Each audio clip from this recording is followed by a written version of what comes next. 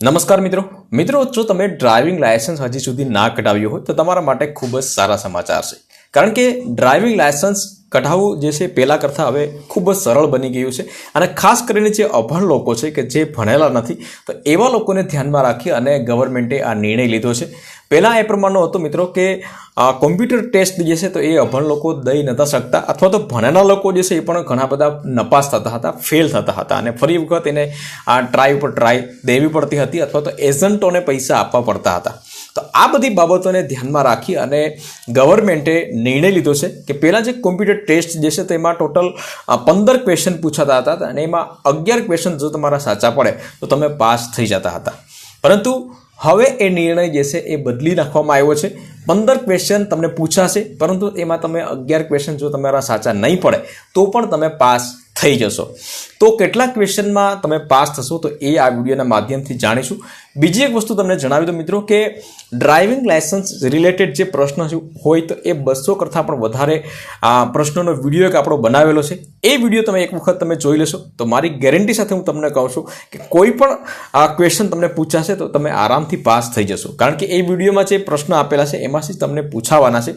તો એ આ વિડીયોના એન્ડમાં તમને મળી જશે, પરંતુ આ વિડીયોમાં તમે ડ્રાઇવિંગ લાયસન્સ રિલેટેડ જે અપડેટ આવી છે તો એના વિશે આપણે જાણીશું. તો વિડીયોને લાસ્ટ સુધી જોતા રહેજો. તો ચાલો શરૂ કરીએ. તો અત્યાર સુધી જે અભણ લોકો હતા એ લાયસન્સ કઢાવવામાં અસમર્થ હતા, અને થોડું ઘણું જે લોકોને વાંચતા આવડતું હોય, થોડું ઘણું ભણતા હોય, વાંચતા આવડતું હોય, તો તે પણ પરીક્ષા જ્યારે દેવા જાય ત્યારે આ 15માંથી 11 પ્રશ્નોના જવાબ સાચા ન દઈ શકતા હતા અને આખરે ફેલ થતા હતા. તે પછી તેઓ એજન્ટોને પકડે અને તે પછી એજન્ટોને 5,000-6,000 રૂપિયા આપી અને લાયસન્સ કઢાવવા મજબૂર થતા હતા. અને એટલા માટે જ આ બધી બાબતોને ધ્યાનમાં રાખી અને લોકોના હિતમાં સરકારે નિયમો જે છે થોડા હળવા કર્યા છે. ડ્રાઇવિંગ લાયસન્સ જે છે કઢાવવા માટે નિયમો હળવા કર્યા છે, કારણ કે અભણ લોકો હોય તો એને ડ્રાઇવિંગ કરતાં તો પાવરફુલ આવડતું હોય છે, પરંતુ તેને કોમ્પ્યુટર ટેસ્ટ આપવા માટે અસમર્થ હોય છે, એને કંઈ ખબર ન હોય. એટલા માટે નિયમો હળવા કરી દીધા છે ગવર્મેન્ટે. બીજી બાબત એ વસ્તુ જણાવું મિત્રો કે તમારે આરટીઓ કોમ્પ્યુટર ટેસ્ટ દેવા માટે આરટીઓ ઓફિસે જવાની જરૂર નહીં પડે. તમારી આજુબાજુમાં નજીકમાં જે સરકાર માન્ય આઈટીઆઈ હોય તો ત્યાં તમારે કોમ્પ્યુટર ટેસ્ટ આપવાની છે. ત્યાં તમે જો પાસ થઈ જશો તો લર્નિંગ લાયસન્સ પર તમને ત્યાં ને ત્યાં જ એ જ દિવસે સેમ દિવસે મળી જશે. એના માટે પણ તમારે આરટીઓ જવાની કોઈ જરૂરિયાત નથી. હવે પહેલાં જે કોમ્પ્યુટર ટેસ્ટમાં કેવી રીતે હતું તો ટોટલ એમાં 15 પ્રશ્નો તમને પૂછાતા હતા. આરટીઓને રિલેટેડ 15 પ્રશ્નો પૂછાતા હતા, અને એમાંથી કમસે કમ તમારા પ્રશ્નો જે છે એ 11 સાચા પડે તો જ તમે પાસ થઈ શકતા હતા. પરંતુ હવે જે સૌથી મોટો ફેરફાર થયો છે એ હું તમને જણાવું છું. હવે તમારે કોમ્પ્યુટર ટેસ્ટમાં ટોટલ 15 પ્રશ્ન જ આવશે, પરંતુ એમાં તમારે 11 પ્રશ્નની જગ્યાએ ફક્ત 9 પ્રશ્ન પર જો તમે સાચા પડશે તમારા તો પણ તમે પાસ થઈ જશો. 9 પ્રશ્નોના જવાબ આપવાના છે, તે પછી તમે ઓટોમેટિક તમારા આગળ પ્રશ્નના જવાબ આપવાના નથી, ડાયરેક્ટ તમે પાસ થઈ જશો. તો આ સૌથી ઇમ્પોર્ટન્ટ વસ્તુ છે. અને આ જે છે અભણ માણસો જે છે એમાં ઘણા બધા ભણેલા લોકો પણ આમાં ફેલ થઈ જાય છે, પરંતુ અભણ માણસો જે છે તો એ 15માંથી કમસે કમ એને 9 પ્રશ્ન આવડી જાય તો પણ એ કોમ્પ્યુટર ટેસ્ટમાં પાસ થઈ જાય અને લાયસન્સ કઢાવી શકે. તો એના માટે આ સૌથી બેસ્ટ ઉપાય છે. સરકારનો જે આ ફેરફાર કરવા પાછળનો જે હેતુ તો તમને જણાવીએ તો જે ઓછું ભણતર ધરાવતા હોય, મતલબ કે ઓછું ભણેલા લોકો હોય તે, અથવા સારી રીતે વાંચી લખી શકતા ન હોય તેવા લોકોને ડ્રાઇવિંગ ટેસ્ટ દરમિયાન તેમની ડ્રાઇવિંગ કુશળતા દર્શાવીને લર્નિંગ લાયસન્સ મેળવવામાં મદદ કરવાનો છે. મતલબ કે ઓછું ભણેલા લોકો હોય તો એ પણ તે 15માંથી 9 પ્રશ્ન સાચા પડે તો ટેસ્ટ એને લર્નિંગ લાયસન્સ મળી જાય, અને તે પછીને ડ્રાઇવિંગ તો આવડતું જ હોય છે, એટલા માટે એ લાયસન્સને પાત્ર ગણાય છે. હવે લાયસન્સ મેળવવા માટે ફીની વાત કરીએ તો ફીમાં સૌપ્રથમ જે છે લાયસન્સમાં અન્ય વાહન જો તમારે એડ કરવું હોય, દાખલા તરીકે તમારી પાસે કોઈ પણ એક 2 વ્હીલનું હોય અને બીજું 4 વ્હીલનું તમારે એડ કરવું હોય તો એના માટે ફક્ત તમારે 500 રૂપિયા ફી ભરવાની છે. ત્યાર પછી ડ્રાઇવિંગ લાયસન્સ રિન્યૂ કરાવવાનું હોય, દાખલા તરીકે 2024માં તમારું આગળનું જે લાયસન્સ હોય એ પૂરું થઈ ગયું હોય અને રિન્યૂ કરાવવાનું હોય તો રિન્યૂમાં ફક્ત તમારે 200 રૂપિયા ફી તમારે આપવાની છે.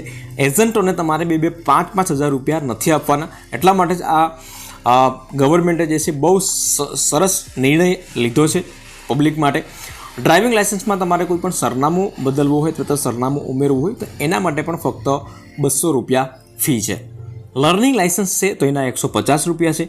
લર્નિંગ લાઇસન્સ ટેસ્ટ ફી છે, મતલબ કે સૌપ્રથમ તો તમારે 150 રૂપિયામાં આવી જાય, પરંતુ તમે જો ફેલ થયા હોય અને ફરી તમારે ટેસ્ટ દેવાની હોય તો 24 કલાક પછી તમે ફરી દઈ શકો છો, પરંતુ એના ફક્ત 50 રૂપિયા તમારે ફી ઓનલાઈન ડિડક્ટ કરવાની હોય છે. ડ્રાઇવિંગ ટેસ્ટની ફી છે 300 રૂપિયા, મતલબ કે લર્નિંગ લાઇસન્સ મળી જાય તે પછી તમારે 30 દિવસ પછી આ ડ્રાઇવિંગ ટેસ્ટ આપવા જવાની હોય છે, તો એના માટે તમારે 300 રૂપિયા ફી છે. ડ્રાઇવિંગ લાઇસન્સ ફી 200 રૂપિયા, અને આંતરરાષ્ટ્રીય ડ્રાઇવિંગ પરમિટ હોય જો તમારે કઢાવવાની હોય, મતલબ કે વિદેશમાં તમારે જવાનું હોય તો જ તમારે 1000 રૂપિયા ભરવાના છે. બાકી સિમ્પલ ફી તમે જોઈ શકો છો, તો સિમ્પલ ફી ભરી અને તમે આરામથી ડ્રાઇવિંગ લાઇસન્સ કઢાવી શકો છો. તમને પ્રશ્ન એ થતો હશે કે ભાઈ આ બધા નિર્ણયો જે છે એમાં ફેરફાર તો કર્યા છે, પરંતુ એ લાગુ ક્યારથી થવાના છે, તો એ પણ હું તમને જણાવી દઉં. પાસિંગ માપદંડમાં સુધારો કરવાનો નિર્ણય 6 જુલાઈ 2024ના રોજ રાજ્યભરની તમામ ગૌણ આરટીઓ કચેરીઓને સત્તાવાર રીતે જાહેર કરવામાં આવ્યો છે. આ પગલું મોટર વાહન નિયમો 1989ના નિયમ 11(4) સાથે સંરેખિત છે અને તેનો હેતુ લાયસન્સિંગ પ્રક્રિયાને સુવ્યવસ્થિત કરવાનો છે અને સંભવિત રીતે રસ્તા પર લાયસન્સ ધરાવતા ડ્રાઈવરોની સંખ્યા પણ વધી શકશે.